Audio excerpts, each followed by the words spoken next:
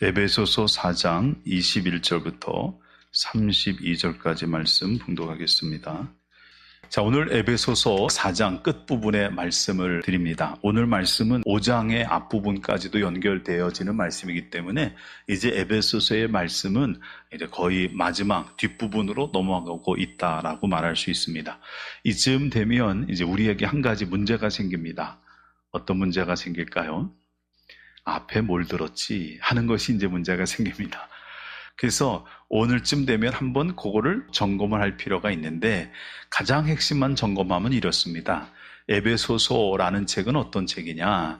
에베소서는 옥중서신인데 그 내용으로 봤을 때 교회라고 하는 것이 무엇이냐? 그리고 교회를 이루고 있는 성도는 어떤 사람들이냐? 그리고 그리스도와 성도는 어떤 관계에 되느냐 하는 이 교회론에 관한 것을 다루고 있다라고 말씀을 드렸어요. 기억나십니까? 교회에 대해서 얘기하고 있습니다. 교회의 본질이 뭐냐? 그 교회를 섬기고 있는 성도들은 어떤 사람이고 어떤 사람이 되어야 하느냐, 이제 이런 내용들을 다루고 있죠. 그래서 이것은 교회론을 기록하고 있는 교리서다라고 말씀을 드린 적이 있습니다. 그러다 보니 약간 딱딱할 수 있죠. 그래도 우리가 이 말씀을 살펴봐야 우리가 섬기는 교회가 어떤 교회인지 또 어떤 교회가 되어야 되는지를 우리가 생각할 수 있기 때문에 중요한 책이라고 볼 수가 있습니다. 자, 그러면 우리가 한번 정리해 볼까요? 교회라는 것은 도대체 뭐냐? 교회의 본질은 뭐냐? 라고 했을 때 어떻게 대답해야 될까요? 그거는요, 2장 22절을 보면 우리가 답할 수 있습니다. 네, 2장 22절을 한번 보시겠어요? 너희도 성령 안에서 하나님이 거하실 처소가 되기 위하여 그리스도 예수 안에서 함께 지어져 가느니라. 아멘. 자, 여기에 교회의 본질이 뭔지를 써 있어요. 교회가 어떤 것이 교회냐, 어떤 것을 우리가 교회의 근본적인 모습이라고 얘기할 수 있느냐라고 했을 때 여기는 이렇게 쓰고 있습니다. 너희도 성령 안에서 하나님이 거하실 처소가 되기 위하여 그랬어요. 하나님의 교회는 하나님이 거하실 처소가 되는 게 근본입니다. 그죠? 어떤 교회가 정말 교회냐? 하나님이 그곳에 있고 싶어하는, 거하고 싶어 하시는 그 처소가 바로 교회가 되어야 된다라는 겁니다. 그러므로 교회가 교회다워지려면 그 교회의 모습이 하나님이 그곳에 있고 싶어지는 그런 모습을 가져야 그게 교회가 된다라고 얘기할 수 있어요. 여러분, 우리 교회는 하나님이 거하실 처소가 되기를 소망합니다. 자, 그러면 두 번째, 교회의 본질은 뭐냐? 이렇게 두 번째 쓰고 있습니다. 너희도 성령 안에서 하나님이 거하실 처소가 되기 위하여 그리스도 예수 안에서 함께 지어져 가느니라. 교회는 어떤 것이냐? 하나님이 거하실 곳이 돼야 돼요. 그 하나님이 거하실 처소를 만들어가는 성도는 어떻게 그런 교회를 만들어갈 수 있느냐? 여기 이렇게 쓰고 있죠. 함께 지어져 가는 거다. 교회는 건물마다 서로 연결하여 성전이 되는 것이라고 바울은 얘기합니다. 교회는 홀로 세워질 수가 없어요. 교회를 섬기는 성도들이 서로 연합하고 하나 돼서 교회를 만들어가는 겁니다. 그러므로 교회는 분열하면 교회는 세워질 수 없습니다. 교회는 연합하고 단합하고 하나 될 때 교회가 세워지는 거죠. 그래서 바울은 얘기합니다. 건물마다 서로 연결되는 것처럼 우리는 교회라는 것을 이루는 하나의 벽돌과 같은 존재라고 볼 수 있어요. 누구든지 그 벽돌 하나가 빠지면 교회 벽이 구멍이 나는 것처럼 교회 성도들은 누구도 예외 없이 교회를 전체를 이루고 있는 하나의 건물이 돼야 되기 때문에 연합해야 된다, 합심해야 된다, 하나 돼야 된다, 이렇게 얘기를 하죠. 바울은 이와 같은 사상을 얘기할 때 간혹 몸과 지체를 가지고 비유할 때가 있습니다. 바울은 예수 그리스도를 교회의 머리라고 얘기를 했고, 교회를 섬기고 있는 성도들이 몸 아래에 있는 각각의 지체와 같다라고 얘기를 했어요. 머리와 밑에 있는 지체가 서로 분리되면 살아있다고 볼 수가 없잖아요. 머리가 중심이 되고 머리로부터 명령하는 모든 것들을 몸이 일사불란하게 하나가 되어서 잘 명령을 수행할 때 그것이 건강한 몸인 것처럼 교회가 건강하려면 머리 되시는 그리스도 밑에 있는 성도, 지체된 성도들이 서로 하나 되어야만 된다. 그것이 교회의 가장 근본적인 모습이다. 이렇게 설명을 해온 겁니다. 자, 그렇다면 오늘 말씀에 와서는 우리가 뭘 살펴야 되냐면, 그렇다면 교회 성도들이 연합하고 하나 돼서 한 교회를 이루어 가려고 할 때 우리가 정말 해야 될 것은 뭐냐? 어떻게 하면 연합할 수 있고 어떻게 하면 하나가 될 수 있느냐라고 하는 문제를 오늘 다루고 있거든요. 자, 말씀을 한번 보실까요? 21절, 진리가 예수 안에 있는 것 같이 너희가 참으로 그에게서 듣고 또한 그 안에서 가르침을 받았을진데, 이 얘기는 쉽게 말하면 너희가 정말 길이요 진리요 생명 되시는 예수님을 믿는 사람이 되었다면 그렇게 얘기할 수 있죠. 22절, 너희는 유혹의 욕심을 따라 썩어져가는 구습을 따르는 옛사람을 벗어버리고 오직 너희의 심령이 새롭게 되어 하나님을 따라 의와 진리의 거룩함으로 지으심을 받은 새 사람을 입으라 그랬어요. 자, 성도들이 교회에서 하나 돼서 한 몸을 이루려면 가장 먼저 해야 될 것이 있습니다. 그건 한마디로 얘기하면 옛사람을 벗고 새 사람을 입는 겁니다. 유혹의 욕심을 따라 썩어져가는 구습을 따르는 옛사람을 벗어버리는 겁니다. 새 사람을 입어야죠. 하나님을 따라 의와 진리의 거룩함으로 지으심을 받은 새 사람을 입으라. 이것이 필요해요. 성도들이 옛 것을 버리고 새 것이 돼야지 교회가 서로 하나 될 수 있다라는 것을 얘기하는 거예요. 자, 그렇다면 우리가 벗어야 될 옛사람의 구체적인 모습은 뭘까요? 우리가 어떤 것을 버려야 교회가 하나 될 수 있을까요? 제일 먼저 얘기하는 건 25절에 이렇게 쓰고 있습니다. 같이 읽습니다. 그런즉 거짓을 버리고 각각 그 이웃과 더불어 참된 것을 말하라. 이는 우리가 서로 지체가 됨이니라. 그렇죠? 바울은 얘기합니다. 지체된 우리가 하나 되기 위해서 해야 될 가장 먼저 해야 될 것은요, 거짓을 버리고 그 이웃과 더불어 참된 것을 말하라 그랬어요. 제일 먼저 하는 것은요, 우리의 입입니다. 입이 옛사람에서 새사람으로 바뀌어야 돼요. 우리의 말이 옛사람에서 새사람으로 바뀌어야 될 줄로 믿습니다. 그러면 어떻게 해야 되느냐? 25절은 얘기하죠. 거짓을 버리래요. 거짓을 버리고 말을 해야 된다라고 얘기했어요. 근데 이것만이 아니에요. 바울은 오늘 말씀에 이 말에 대한 걸 몇 번에 걸쳐 다시 얘기합니다. 여러분 다시 한번 볼까요? 29절 다시 한번 읽어보겠습니다. 무릇 더러운 말은 너희 입 밖에도 내지 말고 오직 덕을 세우는 데 소용되는 대로 선한 말을 하여 듣는 자들에게 은혜를 끼치게 하라. 자, 옛 습관을 가진 옛사람을 가지고 있는 우리의 말의 습관을 버려야 되는데 그 어떤 걸 버리는 거냐? 더러운 말 하는 걸 버리래요. 더러운 말. 여러분 더러운 말 하세요? 안 하세요?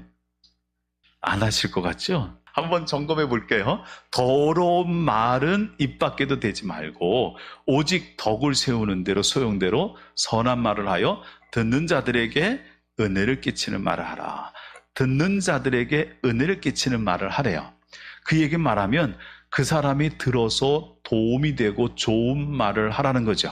그 사람이 들어서 좋은 말을 해야 되는데 그 좋은 말이라는 것은 그 사람이 있든지 없든지 하는데 아무 문제가 없습니다. 그런데 사람에게 말을 했을 때 그 사람에게 은혜를 끼치지 않는 말이 있죠. 예? 그 사람에게 은혜를 끼칠 수 없는 말이 있어요. 그 사람을 기분을 상하게 만드는 말들이 있죠. 이런 말들은 그 사람 앞에서 할 수 있을까요? 없을까요? 할 수 없어요. 그죠? 그 말은 하지 않아야 돼요. 그 사람이 있어도 안 해야 되고 그 사람이 없어도 안 해야 돼요. 그러니까 결국 더러운 말을 하지 말라는 것은 은혜를 끼치는 말을 하라는 거고, 은혜를 끼치는 말을 하라는 것은 그 사람 앞에서 할 수 있는 말들만 하라는 거고, 바꿔 말하면 그것은 그 사람이 있는 데서 해서는 안 될 말 같은 건 하지 말라는 거죠. 이게 바뀌어야 돼요. 그런데 우리가 이런 말을 정말 안 하느냐 하는 문제죠. 제가 가끔 그럴 때가 있어요. 이제 이렇게 5층에 있다가 3층에 여러분 계신데 내려가면 여러분들이 모여서 이것저것 얘기하고 있다가 제가 가면 말이 쑥 줄어버리는 때가 있어요. 그리고 갑자기 대화 주제가 싹 바뀌는 때가 있어요. 왜 그렇죠? 왜 그럴까요? 저를 욕하고 있었을까요? 이유는 두 가지예요. 저에 대해서 뭔가 안 좋은 말을 했든지 교회 안에 누군가에 대해서 안 좋은 말을 한 거죠. 그러니까 제가 가니까 이런 생각을 한 거죠. 목사님이 들으면 안 되는데. 그거예요. 그러면 제가 있는 곳에서 할 수 없는 말이라면 그거는 그 사람이 없는 곳에서도 하면 안 되는 거예요. 그래야 교회가 깨지지가 않아요. 그래야 교회가 말로 문제가 안 생긴다고요. 이게 그 사람이 없는 데서 말을 했잖아요. 이게 안 들릴 것 같죠? 말이 돌고 돈다 그러잖아요. 돌고 돌고 돌아서 언젠가는 귀에 들어가요. 그러면 그 듣는 사람이 기분이 나쁘죠. 기분이 나쁘면 교회 안에서 연합하고 하나 되는 게 깨지기 시작한다고요. 또 바울은 이렇게 얘기합니다. 30절입니다. 같이 읽어볼까요? 너희는 모든 악독과 노함과 분냄과 떠드는 것과 비방하는 것을 모든 악의와 함께 버리고. 우리가 말을 할 때 그 말이 악독한 데서 나오는 말이면 안 돼요. 노함에서 나오는 말이면 안 돼요. 분내는 데서 나오는 말이면 안 되고요. 떠들다가 남을 비방하는 말이 돼서는 안 된다는 거죠. 그 말이 악의가 있어서도 안 돼요.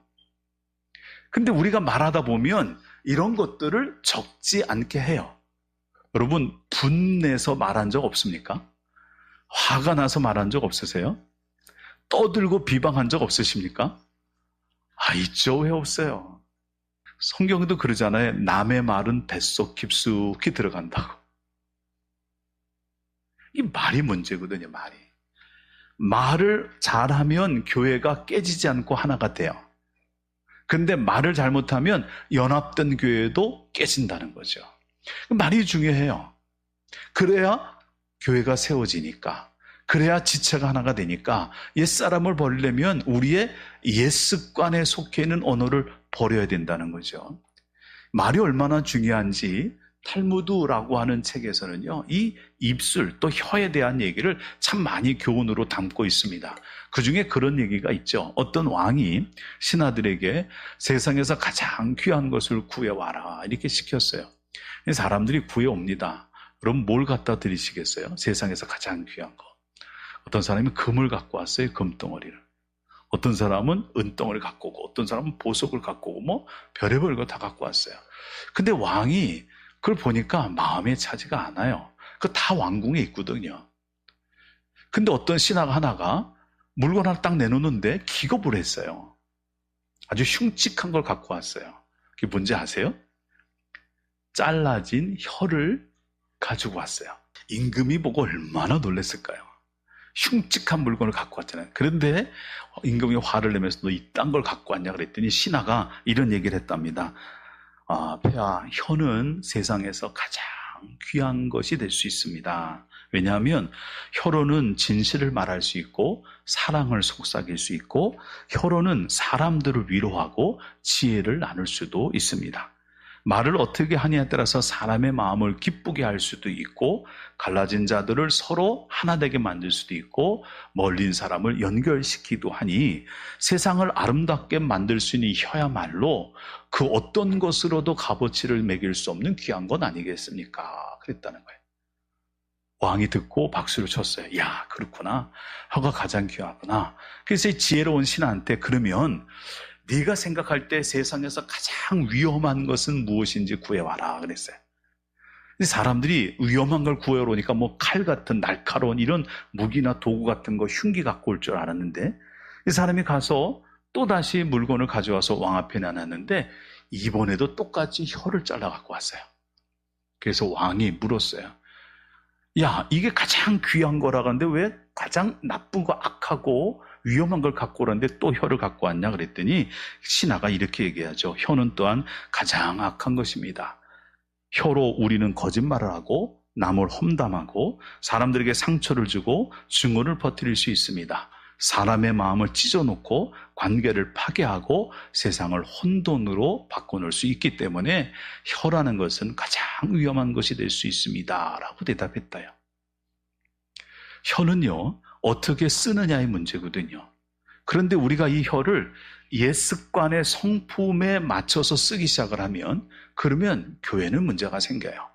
교회만 그럴까요? 가정도 그렇지 않겠어요? 가정도 이 말 한마디 때문에 깨지는 가정이 얼마나 많은지 몰라요. 그래서 사실은 우리가 주님의 몸된 교회를 이루려면 교회 안에서 이 말 조심해야 되죠. 조심하는 정도가 아니라 옛 습관의 말은 버리고 새 사람의 말을 할 수 있는 사람이 되어야 될 줄로 믿습니다. 이게 필요해요. 자, 두 번째, 뭘 해야 되느냐? 26절입니다. 분을 내어도 죄를 짓지 말고 해가 지도록 분을 품지 말라라고 얘기를 했어요. 그죠? 그 다음에 31절에 가서도 그런 얘기가 나오지 않습니까? 너희는 모든 악독과 노함과 분냄과 그랬어요. 사람이 살다 보면 화를 내지 않고 살 수 있을까요? 분노하지 않고 살 수 있으세요? 네, 없죠. 분노하게 돼요. 근데 분노하게 되면 죄를 질까요? 안 질까요? 근데 바울은 분노하더라도 죄를 짓지 말래요. 불가능한 걸 얘기하는 것 같이 보이지 않으세요? 분을 내어도 죄를 짓지 말며, 분을 내면 왜 죄가 짓게 되냐면 분은 감정에서 나오기 때문에 그래요. 이 감정이 격해지면 꼭 죄와 연결될 가능성이 크죠.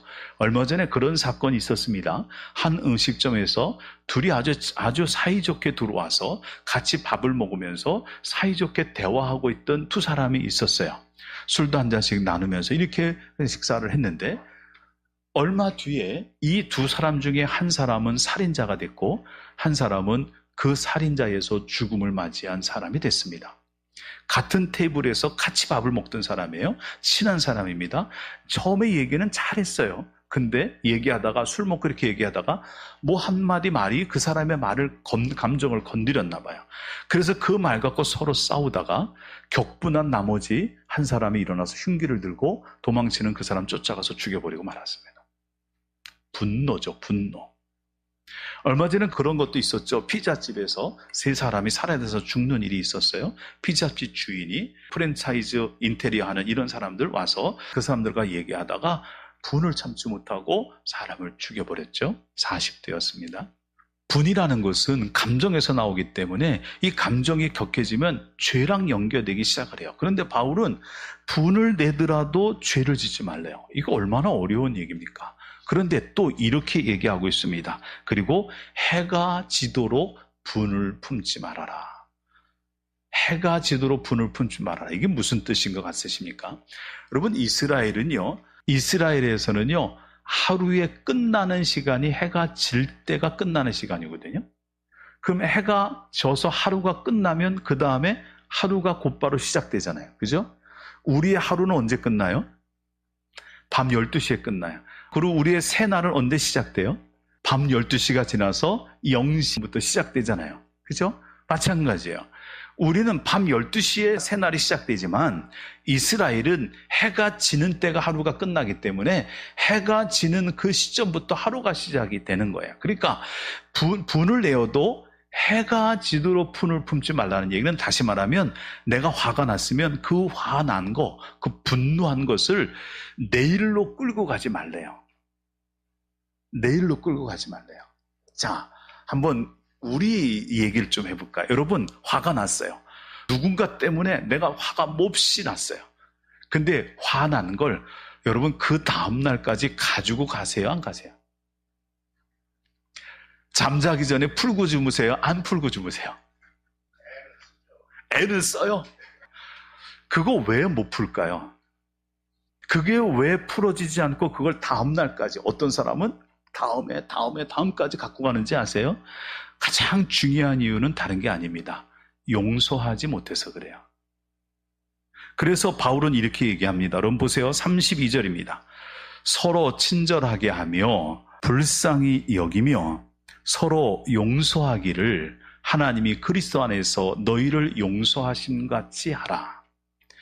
분이 났습니다. 화가 났어요. 그런데 그 사람을 용서하면 그 분은 사그러들게 되어 있습니다. 그런데 이게 분이 났는데, 화가 났는데 도저히 용서가 안 되는 거예요. 왜요? 억울하니까. 내가 잘못한 것도 없는데, 내가 잘못한 게 아닌데, 이런 것부터 시작해서 그 사람이 나의 자존심을 건드렸다 이거죠. 용서를 할 수가 없어요. 용서가 안 되니까 분이 나요. 화가 나요. 막 씩씩거리기 시작을 하죠. 그걸 그 다음 날로 가지고 가는 이유는 용서가 안 돼서 그래요. 용서가 안 되니까 분이 안 풀리는 거죠. 분이 안 풀리니까 그 계속되는 거예요. 만약에 교회에서 이런 일이 있다 한번 생각해 보세요. 교회 안에서 의견이 서로 다툼이 났어요. 의견이 서로 달랐죠. 그래서 그것 때문에 기분이 상했어요. 그러면 성경들이 얘기하면 해가 지기 전에 다음 날로 갖고 가지 말고 그래야 되죠. 아까 내가 말을 거치게 해서 좀 미안하다. 아까 내가 좀 감정에 치우친 것 같다. 그러면 교회가 싹 봉합이 되잖아요. 근데 화가 났어요. 의견이 달라졌어요. 돌아가서 생각하니까 그쪽이 그냥 억지를 부리는 것 같단 말이죠. 내 말 듣지 않고 나를 무시하는 것 같단 말이죠. 그러면 화가 안 풀려요. 화가 안 풀리면요, 절대로 화해 안 합니다. 이게 문제예요. 그러면 교회는 하나 될 수가 없다라는 거죠. 그러니까 분을 내도 죄를 짓지 말고 그 분을 해가 지도록 가지고 가지 말라는 얘기는 바꿔 말하면 용서하며 살라는 얘기죠. 그게 교회가 교회답게 되는 거예요. 그 다음에 세 번째 바울은 얘기합니다. 28절입니다. 같이 읽습니다. 도둑질하는 자는 다시 도둑질하지 말고 돌이켜 가난한 자에게 구제할 수 있도록 자기 손으로 수고하여 선한 일을 하라. 자, 이거는 간단히 정리하면 그렇습니다. 왜 도둑질할까요? 왜 도둑질해요? 내게 필요하다고 생각해서 도둑질하는 거예요. 내게 유익이 되니까. 다른 사람은 어떤 피해를 당하든지 말든지 내게 도움이 되니까 내가 그걸 가져가는 거죠. 이기주의적인 생각입니다. 그런데 도둑질하는 자는 다시 도둑질하지 말고 돌이켜 가난한 자에게 구제할 수 있도록 자기 손으로 수고하여 선한 일을 해라. 자기 손으로 수고해서 선한 일을 해서 그걸로 다른 사람을 도와라. 다른 사람을 구제하라는 얘기는 교회가 교회다운 교회를 만들려면 성도들이 자기를 주장하지 않고 남을 인정해야 되고요. 자기의 유익을 구하지 않고 다른 사람의 유익을 구할 수 있어야 돼요. 내게 유익되는 것을 위해서 사는 것이 아니라 다른 사람의 유익을 위해서 다른 사람에게 베풀면서 다른 사람에게 유익을 끼치면서 섬겨주는 삶을 살 수 있을 때 교회는 교회답게 변할 수 있다는 거죠. 그게 옛습관을 버리는 거예요. 옛사람을 버리는 거예요.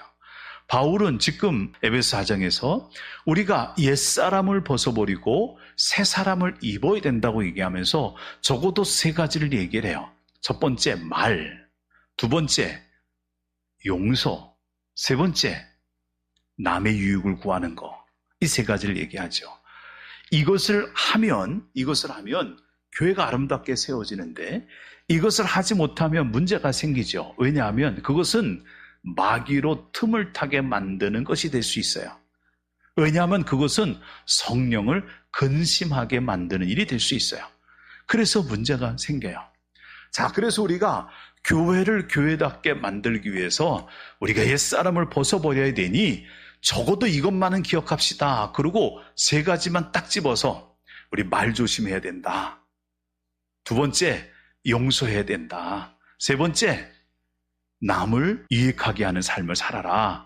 이렇게 하고 세 개를 딱 정리하고 끝났으면 얼마나 좋겠어요. 근데 5장을 딱 넘겨서 읽어보는 순간 우리가 이제 소위 말하는 멘붕이 와요. 왜냐하면 거기에 더 많은 얘기들이 쓰여져 있어요. 아니 5장에 있는 말씀을 쭉 읽어보다 보면 그 말이 계속 이어지고 있다니까요. 이렇게 쓰고 있습니다. 음행과 온갖 더러운 것과 탐욕은 너희 중에서 그 이름조차도 부르지 말라. 이는 성도에게 마땅한 말이라. 누추함과 어리석은 말이나 희롱의 말이 마땅치 아니하니 오히려 감사하는 말을 하라. 너희도 정녕 이것을 알지니 음행하는 자나 더러운 자나 탐하는 자 곧 우상 숭배들은 다 그리스도와 하나님 나라에서 기업을 얻지 못하리니 누구든지 헛된 말로 너희를 속이지 못하게 하라. 이로 말미암아 하나님의 진노가 불순종의 아들에게 임하느니라. 계속 이어져요. 8절에 이렇게 쓰고 있죠. 5장 8절에 너희가 전에는 어둠이더니 이제는 주 안에서 빛이라 빛의 자녀들처럼 행하라. 이렇게 쭉 연결되면서 5장에 쭉 나오고 있어요. 이런 얘기들은 6장에도 쭉 이어져 나가는 거예요. 그러면 우리가 교회를 교회답게 만들기 위해서 성도가 하나가 돼야 되고, 하나가 돼야 되려면 옛사람 버려야 된다 해서 세 가지만 딱 얘기하면 그래도 기억할 만한데, 그 뒤에 너무나 많은 것이 나오잖아요. 그럼 이제 우리가 이제 이걸 어떻게 기억해야 되냐 이거죠. 어떻게 기억해야 되냐. 도대체 뭘 해야 되냐라고 생각할 때 저는 이걸 이렇게 정리해 드리고 싶어요. 얼마 전에 핸드폰 아이폰이라는 것이 새 제품이 나왔습니다. 아이폰 17이라고 17번째 아이폰이 나왔어요. 아이폰을 좋아하는 사람들은요, 굉장히 기다렸던 폰이겠죠. 근데 아이폰이 나오니까 사람들의 반응이 두 가지로 엇갈렸어요. 하나는 아이폰이 나오니까 화면이 더 밝아지고 선명해졌다. 그게 좋아하는 사람이 있어요. 아이폰을 바꿔보니까 아이폰에 그 카메라 센서가 더 좋아져서 좋다라고 얘기하는 사람이 있죠. 화면이 더 밝아졌다, 충전도 더 빨라지더라, 좋아하는 사람이 있어요. 그 사람들은 이런 사람이에요. 아이폰이 언제 나오나, 색이 언제 나오나 기대하고 있었는데 기대에 충족이 됐다라고 하는 거예요. 그러니까 기뻐요. 반면에 반대쪽에 있는 사람, 오히려 이쪽에 사람이 더 많다고 그래요. 이 대다수의 사람들이 뭐라고 하냐면 아이폰 17은 아이폰 역사상 최악의 폰이다, 이렇게 얘기를 했대요. 왜 그러냐 그랬더니 이런 얘기를 하더라고요. 성능으로 봤을 때 AI 기능이 없거나 가장 미약한 기능이 들어가 있어서 다른 핸드폰과 너무나 비교가 된다. 기술적으로 너무너무 떨어져 있다. 두 번째, 카메라 디자인이, 지금까지는 카메라가 이렇게 한쪽에 이렇게 모여 있었거든요. 이게 일렬로 쭉 배열이 됐대요. 이게 핸드폰 잡을 때 너무나 많은 지역을 차지하고 있어서 이 디자인상 이건 아주 아니다. 디자인이 너무너무 안 좋다. 균형이 깨졌다. 못생겼다. 이런 반응이 나왔대요. 또 이게 케이스가 티타늄에서 알루미늄으로 바뀌었는데, 알루미늄으로 바뀌다 보니까 스크래치에 약해서 상처가 많이 나는데, 특히 검은색 계통의 폰은요, 조금만 긁혀도 흰색 알루미늄이 드러나잖아요. 너무 지저분해 보인대요. 그래서 싫어한다는 거죠. 최악의 폰이라는 거야. 그 다음에 스피커가요, 바로 전에 있던 스피커보다 훨씬 작은 스피커가 들어가 소리가 망가졌대요. 소리가 나쁘대요. 그리고 카메라에 그 좋지 않은 기능 중에 카메라의 플레어 현상이라는 것이 있었는데, 이게 개선되지 않고 나와서, 아니 기술적으로 좋아진 게 뭐가 있어? 그러다 보니까 그 돈 내고 사야 돼? 여러분, 아이폰 최고 비싼 게 얼마인지 아세요? 199만 원입니다. 내가 이 돈 내고 그거 사야 돼? 최악의 폰이다? 이렇게 얘기하는 사람이 있었다는 얘기죠. 그럼 그 사람들은 왜 그렇게 얘기합니까? 아이폰이 새로 나오기를 기다렸는데, 기대했는데 기대에 못 미쳤어요. 그죠? 기대에 못 미치면 속상해요. 기대에 못 미치면 슬프죠. 우리가 가정에서 자녀를 키우다 보면 그런 경우가 있잖아요. 부모들은 자녀를 기대하면서 키우는 것 같아요. 예? 제가 뒤늦게 이걸 깨달았죠. 그러면서 그런 생각을 해봤어요. 우리 부모님들은 저를 키울 때 어떤 기대를 했을까 생각을 해봤어요.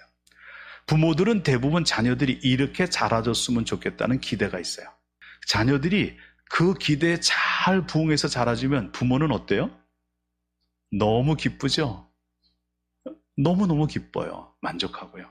그런데 자녀들이 이렇게 자라줬으면 좋겠다 싶은데 자녀가 삐딱하니 나가서 그 기대와 완전 어긋나게 자라요. 그럼 어떤 마음이 드세요? 속상하고 슬프죠. 바로 그런 입장에서의 말씀을 정리해 보자고요. 하나님이 예수 그리스도, 하나님의 아들을 우리에게 주셔서 그 십자가에서 예수님을 죽이심으로 우리가 그 십자가로 구원받도록 구원이라는 걸 주셨어요. 우리는 누구든지 하나님 나라에 들어갈 수 있는 천국 백성이 될 수 있는 자격을 거저 받았어요. 은혜로. 근데 하나님이 그 아들까지 주시면서 우리를 구원하셨을 때 우리에게 대하여서 뭔가 기대하는 것이 있지 않았을까요? 뭘 기대하셨을까?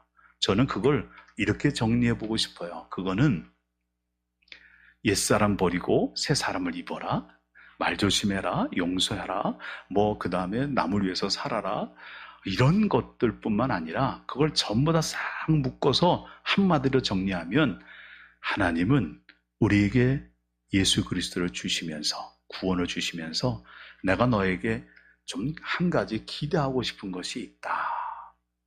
그러면서 이렇게 얘기하실 것 같아요. 변했으면 좋겠다. 너 예수 믿기 전보다 예수 믿고 나서 달라지면 안 되겠냐? 네? 문제는 뭐냐면 우리가 예수를 믿어도 안 달라지는 게 문제죠. 달라지라고 그러면은 우리는 꼭 그런 생각을 해요. 나는 괜찮아. 다른 사람이 달라져야 돼. 그런 생각을 많이 해요. 내가 달라져야 되는 거거든요. 예수 믿은 사람은 누구든지 달라져야 돼요. 말도 달라져야 되고요. 분노하는 것도 달라져야 되고요. 용서하는 것으로 달라져야 되고요. 내 유익이 아닌 남을 위해서 사는 것으로 달라져야 되고요. 달라져야 된다니까요. 우상 숭배하고 탐심을 갖고 있던 어둠의 일을 행하는 사람은 그거 버려야 되잖아요. 그러니까 전부 다 묶어서 뭘로 한마디로 얘기할 수 있냐면 달라지라는 거예요. 하나님은 우리에게 그걸 얘기하세요. 너 구원받은 자가 됐으니, 네가 성도가 됐으니 그래, 달라졌으면 좋겠다. 하나님이 우리에게 그런 기대를 갖고 있다고 생각하고 우리를 보세요. 자, 하나님이 우리를 달라졌으면 좋겠다라고 봤는데 우리가 예수 믿고 1년이 지나고 5년이 지나고 10년이 지나면서 달라지면 하나님의 마음은 어떠실까요? 기쁘죠. 흡족하실 거예요. 야, 네가 노력하고 있구나 그럴 거예요. 근데 우리가 예수를 믿었어요. 구원받았어요. 1년, 5년, 10년, 15년, 20년이 지났는데 안 변해 도대체가. 그럼 하나님은 어떤 마음이실까요? 슬프죠. 기대에 어긋났으니 슬퍼요. 하나님은 우리를 향하여 기대를 갖고 계신 거예요. 옛사람을 벗어버리고 새 사람을 입었으면 좋겠다 그러는 거죠. 그것을 위해서 언어도 바뀌고 그것을 위해서 분내는 것도 바뀌고 그것을 위해서 남을 위해서 하는 것으로 바뀌고 이렇게 바뀌었으면 좋겠다는 거예요. 그것은 다시 말하면 그 세 가지만이 아니고 우리의 삶이 옛사람을 쫓아 살던 그 삶에서 변하고 달라지면 좋겠다는 거예요. 그게 하나님의 기대입니다. 우리 스스로에게 한번 여쭤볼까요? 여러분 스스로에게 물어보세요. 변하셨습니까? 여러분 달라지셨어요? 이번 주에는 우리가 이 질문을 우리에게 물어야 될 주간입니다. 여러분 스스로에게 물어보십시오. 나 달라졌을까? 달라졌을까? 아마 그렇게 묻다 보면 세월이 그렇게 지난데도 안 달라지고 변하지 않은 것들이 있을 거예요, 분명히.